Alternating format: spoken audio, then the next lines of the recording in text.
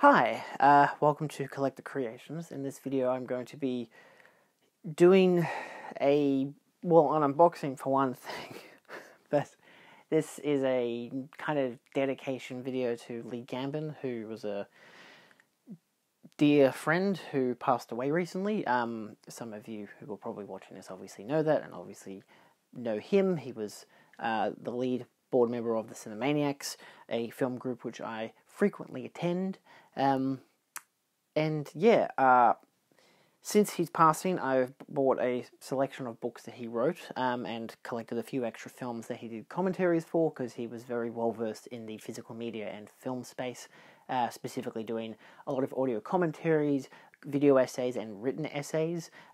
There are hundreds of works that he's worked on, and I am not currently owning all of them because there's a lot, but I wanted to kind of show the versions of what I do have, plus the new stuff I've gotten in. So I'm going to start with the new stuff that I got. Some of them will be minor league, like unboxings for new imprint and Viavision stuff.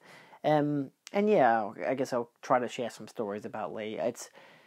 I really don't want this to come off like, oh, look at me, I'm bragging about the fact that I own all this stuff that's to do with a friend who's passed. It's like, no, for me it's a kind of commemorative thing. Like, I like that I have this stuff. I like that I had the accessibility to collect more things that he worked on, especially his books. And yeah, it's just stuff to remember him by, because, you know, it's already one thing to lose a friend. It's another thing to have that friend be an artist who you can still participate in their works. So in this case, this is his art. So let's dive in. I'm going to start with his books, because I've got a huge 3 to 5 kilo box. Oh god, let's see how that goes. First up, this isn't a new one for me, but this is Hell Have No Fury Like Her, which is his book on Christine. There's a few things of note in this book. Firstly, that he signed it back in 2022, I believe, just before I did my, I should show that better, just before I did my interview with him.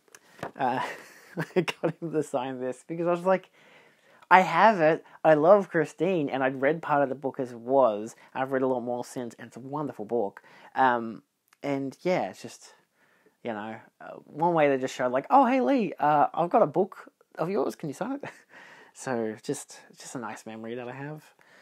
Inside it, I actually do have, I was lucky that I still had this, which was a poster for Stay Tuned, which was his passion project, his final project. I mean, he's got some audio commentaries still yet to come out, but this is the last time I saw him was during this event. So I'm happy I went to see it. It was one of those, I want to see it, I've got work, because, you know, I do my filming job on the weekend, so I was like, you know, want to make sure I had the time to.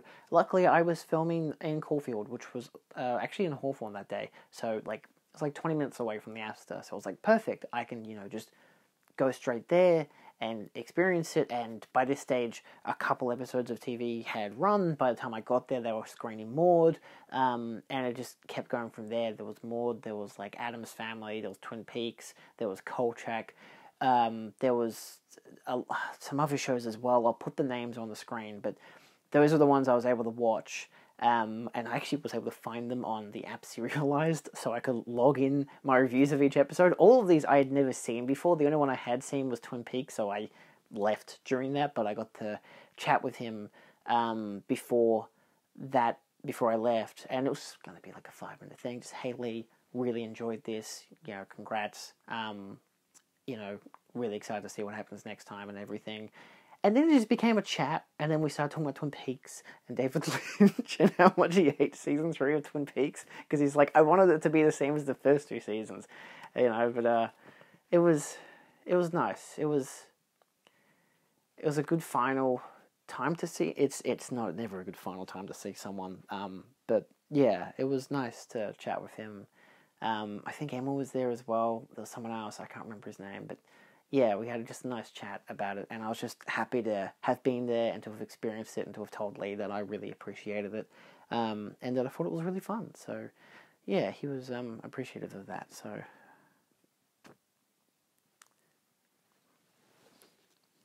Next up we have Like Being on Mars, which is a very large book, an oral history of Carrie, which I adore this film, and I've listened to his commentary as well on the Arrow video release, which is terrific. This is really, really in-depth pictures and quotes and all kinds of stuff. So, yeah, this is a very recent one, 2023. This was released, so very excited to start reading it. Next we have Nope, Nothing Wrong Here, The Making of Cujo, which will be one that I will be happy to read when I finally watch the film. I do have it. I will show you that in one of these later in the video, but again, one of those making of books. This is very similar to the Christine one, so the same kind of vein, so I imagine same kind of writing style, so it'll be just as interesting. It's worth noting as well that I got this at the book launch of Bride of Frankenstein, where they actually showed it at the Cinemaniacs. They had a double feature for Bride of Frankenstein with Frankenstein Meets the Wolfman, and there's actually a specific section written by Lee called I'm Tired of Living and Scared of Dying, which I imagine is the accent you should say that in, because in an Australian accent it sounds really bizarre. Nevertheless, really nice book, good release overall, and Emma's great. I'm friends with her now because of Lee, because of the Cinemaniacs, so yeah, check this out as well if you're interested.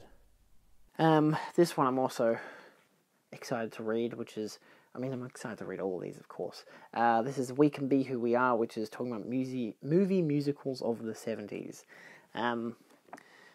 It was amusing when I got these, because, even Mum was like, why didn't you already have these? Why do you have to wait till now to get them? And I'm like, well, as it is, sometimes you buy things over time, and, the Christine book was that. It was it was available on Amazon, good price. I was like, sure, it's Lee's book, I should buy that, because I was buying some stuff that Alexandra Helen Nicholas had written, and I was like, I'm kind of diving more into, the people who I know who have written these books about films, and I want to dive into that, so, yeah, I picked one up just to kind of as a taste tester, and unfortunately it took till this for me to collect more. Yeah. The last two that we have book-wise are Volume 1 and Volume 2 of Tonight on a Very Special Episode, which compiles different essays talking about different episodes from sitcoms where they were more serious or talked about more important, like this one. Cousin Liz from All in the Family tells you the original air date and who wrote it, because Lee did not write all of these. This one's talking about the interview from an episode of MASH, so yeah, another one by Lee as well. He had such a knowledge of TV history, so a great way to represent that in these two books. We're going to go into physical media now. I'm not going to dive and unbox all of these. Some of them are literally brand new to both me and my audience. Some of them are still in their shrink wrap, because I only just got them recently. But I'll just dive through these quickly. I did get the Halloween 3 release from Viavision, which has the lenticular cover. It is in a plastic protector, because I just have those. I used to buy a lot of steelbooks, so it's limited edition actually, number 41 of 1500, but it includes a commentary by Lee. I did already have a previous Viavision release, which was the first Blu-ray of the film I bought. Then I got the Scream Factory 4K, which I still haven't watched, because I then watched this the Friday after his passing. Of my natural charismatic excitement values are immediately punctuated, aren't they? I watched this and listened to the commentary after I heard the news. So, yeah, it was one I had to really go out of my way to find, but in the flesh, that is. But yeah, it's really good. It's a beautiful commentary with Joe Dante as well. It's a really nice set, because it also has different artwork on the inside and some art cards. As a collector value, it's good. I imagine standard release will come out eventually, but same goes for this, which is Firestarter. Again with the lenticular set. This one he did a commentary on. I'm in an urine about this for a while. I only got it on the Friday after he passed, because I was literally thinking on the Thursday I was at JB and I saw it and I'm like, man, I really want to get that, and I'd love to get Halloween 3 because it leaves commentary, but I already have a copy, and I wanted him to sell me on this. In some ways he did, but not in a way I would have liked, obviously, but it does have a commentary by Lee, as well as, I know it's very reflective surface, isn't it? Plus it has the second film. I don't know, I'm interested to watch it. It's a very nice set. They all are. Some imprints. This is a new one, which is The Possession of Joel Delaney, which is the last imprint I didn't... The last imprint I needed to collect to have all of the imprint releases. So luckily it was still at JB while they had a sale on, so that was nice. I've got Ladies and Gentlemen, The Fabulous Stains, which he also did a commentary on. I'm also double checking because a lot of these he did like either interviews or did like essays on. So you know they're not exclusively commentaries. You've got the Medusa Touch as well, which he did. Where is it? Audio commentary. Yeah, with Kat Ellinger as well. This one he was very much convinced me to buy. This one, the only special feature is literally just his commentary, but that's always a promising attribute, at least in my mind, for the out-of-towners. Another imprint is another recent one I bought. Again, I think I bought this a day or two after he'd passed, because I was looking for on the imprint website, and this was one of them. I thought I had The Possession of Joel Delaney. Turns out I didn't. But this also has a commentary by him as well. So, yeah, a lot of films I need to watch now. More from imprint, we got The Dead Zone, which has a great slew of special features, of course, including... Did he do a commentary? He didn't. What did he do? He did a visual essay, Frank Dodd and the Cujo Connection. So yeah, but this already has a great selection of special features. My only criticism of the release, despite it having great artwork and everything, because it's, you know, imprint, is the fact that it's the poorer scan, because I've since imported like the Scream Factory edition, which they've even done a 4K UHD now. I imported the 4K, the standard Blu-ray release that came with the 4K scan, and it looks fantastic. But if I ever want to listen, I listen to this. Well, actually, I don't even need to. I just watch his video essay, which is nice at least. But there is still a good audio commentary with Stephen Jones and Kim Newman, so there's always something else. There's Body Parts as well, which he did a audio commentary for, which is nice. Audrey Rose, which I do have the slipcover. It's just buried on the shelf somewhere. It's one of those things where it's like, because of how thick the sleeves are, it takes up too much room on the shelf. So I usually like slide them out, put them behind the shelf. There's a lot of room behind those shelves. You'd be surprised. It's like Narnia. What do we have? We have a visual essay by Lee Gambin. This is I've Been Here Before, Reincarnation on Film. So yeah, this one I got from Play Music DVD. They actually had a secondary copy, which was nice. I believe this is the last of the imprints. Reflection of Fear, which is a audio commentary by him. Oh, and an audio interview with actress Sondra Locke from 2014 and actor Gordon Duvall from 2021, moderated by author/critic Lee Gambin. So, 2 interviews with also featuring Lee. How nice is that? I mean, I don't know how much he's in them, but it's also one of those he moderated them. So yeah. A Scream Factory release we have is The Pack, which he was very adamant about me getting. This is a new 2023 release, if I'm not mistaken, but it has a commentary by him, as well as a bunch of interviews as well. I haven't gotten around to watching it yet. A lot of these I haven't watched. That's always an on-me kind of thing, because I watch a lot of movies. I have a lot of movies. You know, I've got to find the time. But yeah, he was very adamant about getting this. He had a couple that he'd gotten from its initial release batch, and I was happy I did, because I got it and I was able to pick it up at the they were doing this, him and Hyundai and someone else was doing a presentation on like exorcism in film. So yeah, and that's one of the only photos I actually have of him doing any of his talks. So yeah, just something else that I really enjoyed that I went to because of him and everything. It's like, oh great, because I also wasn't able to attend the Exorcist screening because I had a birthday party on that night. God damn it. So yeah, he loves his werewolf films, so you know, you can't go wrong there. I've divided the next 3 sections into Umbrella, Arrow Video, and Powerhouse Imprint, and sorry, not Imprint, Indicator, and there's actually a second site one as well, and then there's Kino, Lorber, and a Warner Brothers, I think, release. I might be mistaken about that, but we'll get to it later. So, in terms of the Umbrella releases, the one joy about a lot of these was finding out that I had so many releases that he'd worked on. Like, I still got On the Beach, which is an imprint version, and a Mae West box set, which is, again, Powerhouse Indicator, that apparently he worked on both of those films. But on the back of them, and even online, I couldn't find any actual reference to that. But according to the list that I found, he has worked on them to some degree. So I don't know what that is, but some of these, even these Umbrella ones, had, like, they don't have his name on them, but it's in, like, a film group thing. One of these will be very obvious, I think.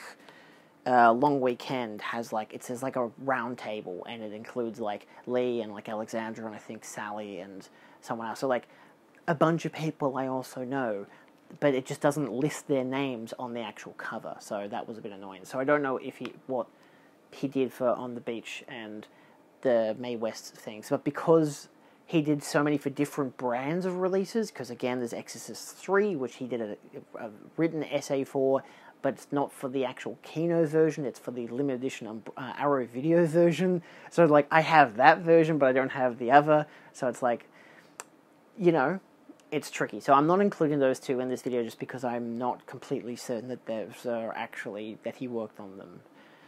I imagine he did, but I just don't know. Anyway, Umbrella, we have Dark Age, which I had bought this because John Jarrett was at, like, Supernova one year. He's there every year, actually. But Lee Gambin did a panel discussion, so it's like a bicentenary with Byte, revisiting Dark Age, panel discussion with film historians Lee Gambin, Alexandra Helen Nicholas, Emma Westwood, and Sally Christie. So that's one of those, like, Long Weekend, same people, all the panel, but this one actually credits them, which is bizarre. So, Dark Age. Also, really fun movie about crocodiles. It's Aussie, so you know it's going to be good. Then we have Enemy Mine, which the only special feature outside of the original theatrical trailer is exclusive stills gallery and essay by Fangoria writer Lee Gambin. So, yeah. One of those things where it's like, I remember talking to Phil and Katie, and they were saying how they were a fan of his works before they met him. I met him, and then I became a fan of his works. So, hence, like, why it's taken me long to get his books and some other releases that he's worked on, just because that's just how it is, you know. Then you have Long Weekend, which is a pretty heavy set, actually. I think it says, Nature Found Them Guilty panel discussion. That's what it is. Of all the special features listed on the back, as you can see there, it doesn't actually stipulate their names. So that, again, has, you know, Sally and Alexandra and Emma. I believe it's all 4 of them with Lee. So, yeah, like, again, the standard Blu-ray, like, below it doesn't actually have, it just has artwork, it doesn't have anything else. So I imagine, because this is probably a re-released version for the Ozploitation classics, because I know that Dark Age was a Ozploitation classic and has been re-released with this same slipcover and everything, to my annoyance. So, yeah, it's one of those things where it's like, that one stipulates it. Maybe the original release of this one does, but at least it still has it, so that's nice enough. Then we have Wrong Turn, which is a limited edition, so somewhere on this it says, Beware the Woods, The History of Rural Horror, a video essay by author and film historian Lee Gambin. So, yeah, there's still some stuff on this. Nice limited edition release as well. And then last for Umbrella, we have Razorback, the original Blu-ray release that they have. Look at that artwork. It stretches all the way around. I imagine it probably has the same special features as the 4K release that was released sometime last year. What did Lee do for this one? Oh, would you look at that? A Certain Piggish Nature, looking back at Razorback with film historians Lee Gambin, Alexandra Helen Nicholas, Sally Christie, and Emma Westwood. Yet again, lucky last, but it is a panel discussion yet again. So I wonder if they did all these within quick succession, just like, hey, here's a bunch of films we're doing releases for. You guys want to chat about them for like, I don't know, 20 minutes each or something? I don't know, I haven't watched any of them. Again, on me, but now I have more reason to. I mean, I would have anyway, because, you know, I'm friends with these people. It's weird. I say that to like a semi-sarcastic degree, because I am friends with... I don't know if I'm specifically friends with Alexandra, but because I don't know if she ever recognized me when we actually go to the Cinemaniacs, per se. But all the rest of them, I'm friends with. Which is nice, you know. It's a nice, tight-knit community for the Cinemaniacs. That, of course, all because of Lee. So, yeah. We've got Antichrist, which he worked on, which is a audio commentary with Sally Christie. Why do I know these people? That's pretty good. It's worth noting that these are the Kino Lorber releases. So you got Ants, which is a audio commentary with film historian Lee Gambin. So, Ants. Got this one a year or so ago as well. Then we got Cujo, which I finally had upgraded only a couple months ago, but it does have audio commentary by Lee Gambin, author of Nope, Nothing Wrong Here, The Making of Cujo.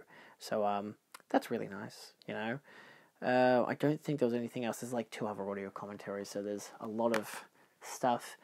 If you're wanting to try to find more details on some of these, Blu-ray.com and some like other websites do stipulate the special features a lot of the time. I had to do a lot of that when I was buying some more of these to find out what specific releases he worked on, especially for like Indicator and whatever, because you look up on Indicator's website, you can type in Lee Gambin in the search bar, and it pops up with a lot of his releases, which he did like audio commentaries for like all of them. And I ordered almost all of them except for one neo-noir set, and there was another one which was Road Games, which was a limited edition release he worked on, but not the standard release, because the limited edition release he did an essay for, like he wrote an essay. But that's not featured in the standard release, so it's like I have to find the limited edition release, which is out of print and will probably be very expensive, so I won't be able to collect every single thing that he's worked on, which is disappointing, but I'm happy to have what I do have. Then we have Killdozer, which I think is my favourite memory of him, because this was back at Minotaur, where, again, the classic, I'd go to the film shelf and he'd be like, you got to get this one, it's wonderful. This one in particular, I think I picked up, I'm like, Killdozer, that sounds really stupid, you know, a killdozer, like a bulldozer that goes around killing people, what is this shit? And he's like, that one's fabulous, the audio commentary is amazing. And I'm like, oh, the audio commentary is amazing. Audio commentary by film historian Lee Gambin and film critic Jarrett Gahan. I think that's how you pronounce his name for Jarrett. But yeah, when I read that, I just looked at him like, you cheeky son of a bitch. So, it's a favourite memory of mine for him, because that's when I realised he's a part of these things.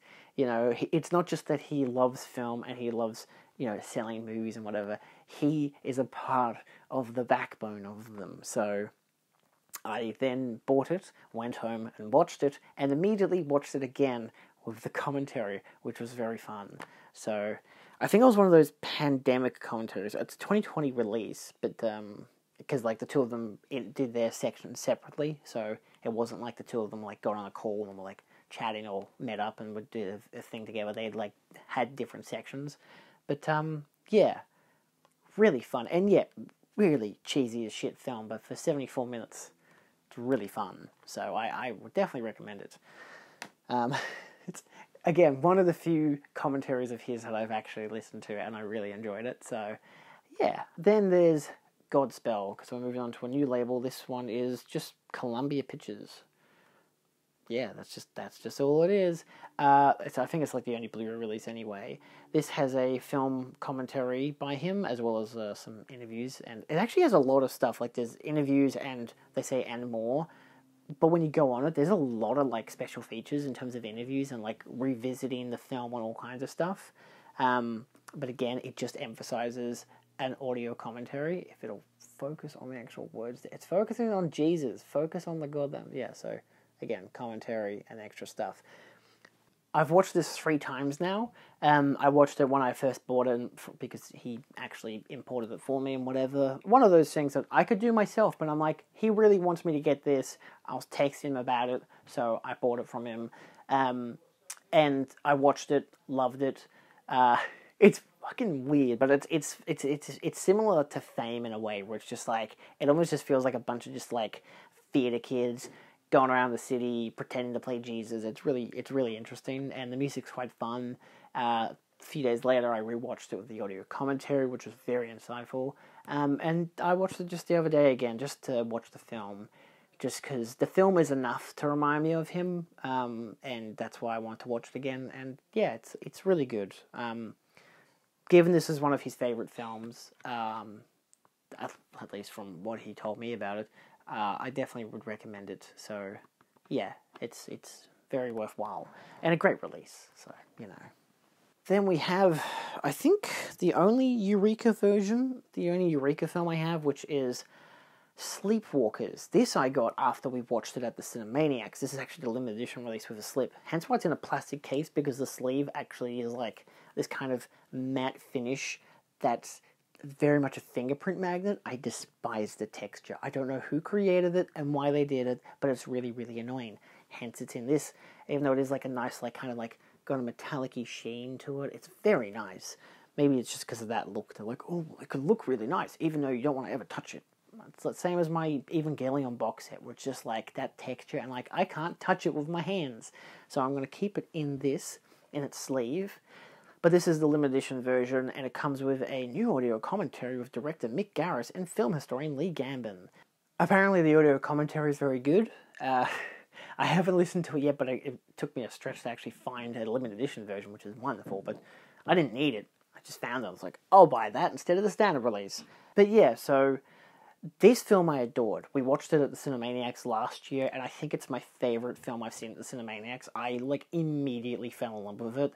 I even remember after the screening, because we watched it, like, Phil and Katie were there, and they're kind of arming and they're in about it. They're like, yeah, it's alright, it's not really their thing, and we were talking to Lee about it, and they were just like, yeah, it was alright and whatever, and I was just like, don't worry, Lee, I fucking loved it, it's my favourite film I've watched all year, and he's like, Julian gets it, so I had to get this release for that reason, because I think it was Jarrett did the presentation talking about the film, and he obviously heard the commentary and was like, I don't want to cover everything that's in Lee's fantastic commentary because I don't want to spoil that for you, so I'll do completely other stuff. And yeah, I fucking adored this film. This movie's like, it's beautiful, it's crazy, I love it.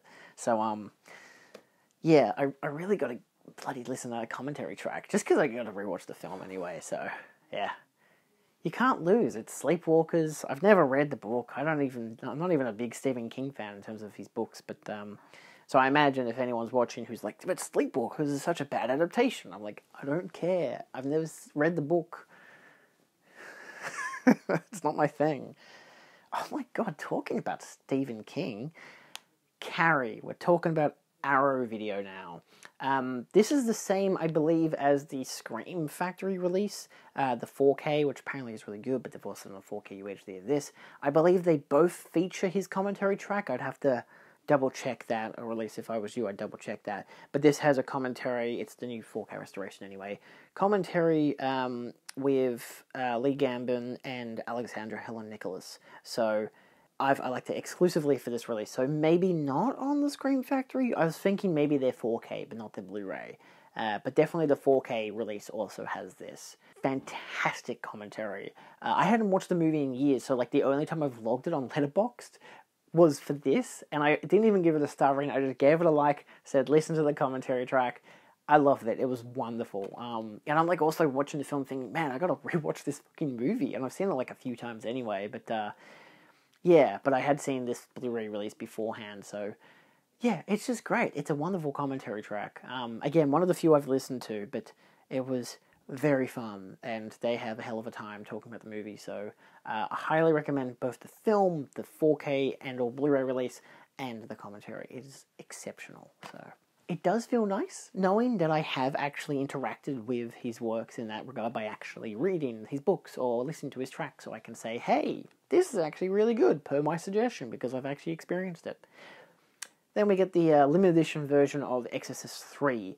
He didn't work on the 4K from Scream Factory, don't get confused. What he did work on, actually, and I don't even know if it stipulates this because there's no commentary, limited edition booklet with new writing on the film by Lee Gambin.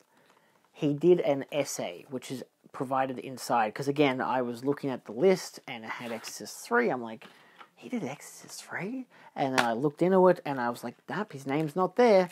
But then you look at the booklet, and again, little booklet, the first line, I believe in slime and stink, despair, defeat, and facing the fact that it's not such a wonderful life in The Exorcist 3 by Lee Gambin.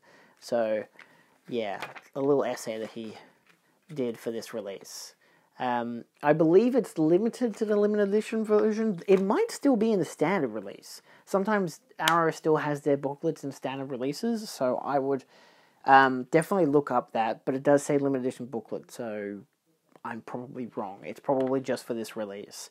So, disappointing, but again, same with like Road Games, where it's a written essay, so... But again, he did so many essays for stuff like he wrote for Fangoria magazine and whatnot, so he's done a lot of writing before. Again, you look at his books, he didn't come out of the bloody woodwork, just, here's some books. It's, hey, here's like years of history of me watching movies and TV shows and studying them and writing about them, and now I'm making books and doing audio commentaries, and just because he knows this stuff, he knew this stuff. It was just there in his head. You could talk about anything and he'd be like, I know that, let's talk about that. Or he'd just start talking about it anyway, unprompted.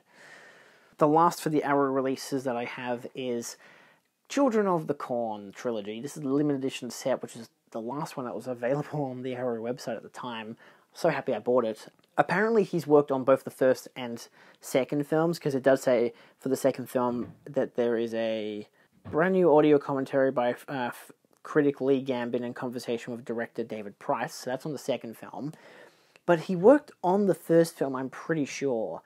Yeah, so there's nothing stipulated for the first film, but I'm pretty sure he'd worked on the first film. If not, it might be the book, but the book only says new writings by Stacey Pounder, Craig Martin, and Guy Adams. So, yep, there goes the DVDs, they're all falling out. Oh, you son of a bitch.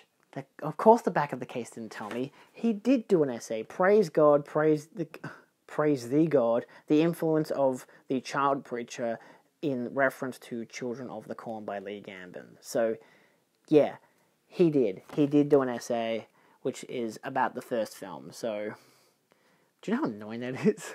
That, like, again... Same with, like, again, the imprint set for On the Beach. I thought maybe he had written an essay, and then I looked at the book, and the book is just images. So I don't know where he was a part of it, if he was in a... See? This is his section. Look, it's the evil preacher kid. That crazy child. Anyway.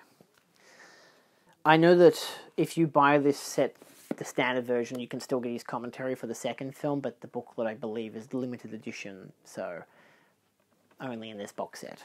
Second last, which is, again, possibly the only one for Indicator, for Powerhouse, because, again, the Mae West set, I couldn't find his name anywhere. And I looked through that whole entire set, I couldn't find his name anywhere. Is this, I just took off the sleeve, why did I do that? This little thingy, it's William Castle, Volume 2. He worked on, oh, I'm shaking, Straight Jacket, I believe. Which I almost rebought. This is actually the limited edition one, but they had refurbished it, so it actually doesn't have a number on it, which is so funny. I'm like, what a prized possession. Straight Jacket. So, yeah, they do still have the standard version of this that you can buy from their website, but I do believe he did a commentary? Yeah, audio commentary with film historians Lee Gambin and Emma Westwood. Emma, Jesus. She's always on my Blu-rays. Oh... You know, it'd be really annoying if she doesn't watch this video and doesn't see me complaining about her. I'm kidding, Emma, we love you. But yeah, so... That I didn't even buy because of him. I bought this because, see, it's unnumbered. They just had it on the website still as refurbished, so I'm like, I'm buying that. So yeah, that's fun. Last but not least... Yo, did you know there was a massacre in Texas? This is the limited edition second sight release. I could hold it by that because I took out the big chunky book.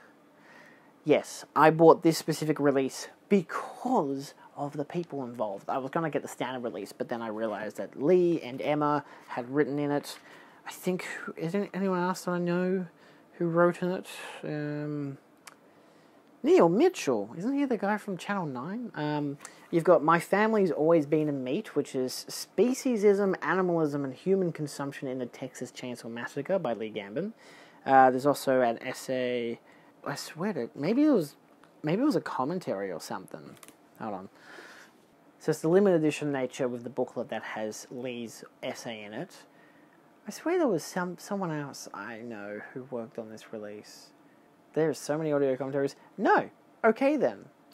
I'm thinking of Martin, the second sight release of that by, what's his name? George Romero. But yeah, so that, I know Alexandra worked on that, and that's why I got the limited edition for that. But I got this because I wanted the film anyway. But Lee has his writings in it, so that's why I got the limited edition release, and it is a stunning release, one of my favourites. Yeah, I've also, again, put in an order for other films that he worked on. The audio commentary he did for Orca, which was for Umbrella Entertainment, is on the Scream Factory edition, so, that one's in print, whereas the Umbrella version is out of print. I think it's also worth noting that on order, I have, Orca, as I mentioned. Has Anyone Seen My Gal, which he also did a commentary for. I think that's a Kino Lorber release. Night of the Lepus and Day of the Animals as well, that he did commentaries for, so, because he liked his eco-horror. And to be fair, I like eco-horror as well. I'm surprised he didn't work on frogs. I think, right, he did a book on eco-horror, which I have coming in the mail, so, Massacred by Mother Nature, so that'll be coming in soon. And from Powerhouse, I also ordered People Next Door, Diary of a Mad Housewife, Sweet Cherry, Berserk, A Fair in Trinidad, and Homicidal. So, all of which he did, video essays and or commentaries for. And there's still so many to go. So, yeah, I hope this kind of gives you as a audience some insight into the amount of work he's done. This is only some. This is like maybe a third of the works he did, in terms of audio commentaries and stuff, in terms of stuff on films. There's still a couple more books, one on The Howling, which again is very difficult to find. So, yeah, it's kind of insane how much of an impact he had as a film historian and as a journalist. So, if you'd even consider himself a journalist.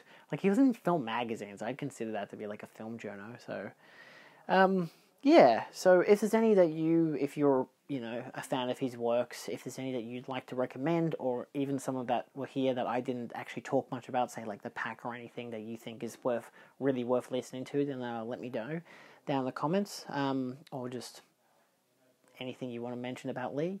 So, yeah. Yeah.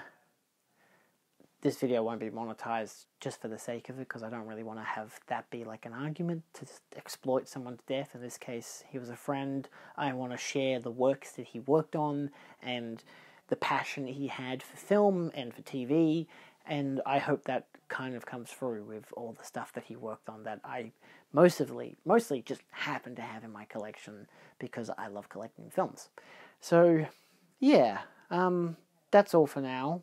Thanks for watching. I'll see you around. There'll be links down below to some stuff, like the Cinemaniacs webpage, where you can buy more works from Lee. You can find stuff on Amazon, you can find it on whatever websites. Again, most of the time I went on bluray.com to find which version he had worked on, so, yeah. Cool. See you guys in the next one. Adios.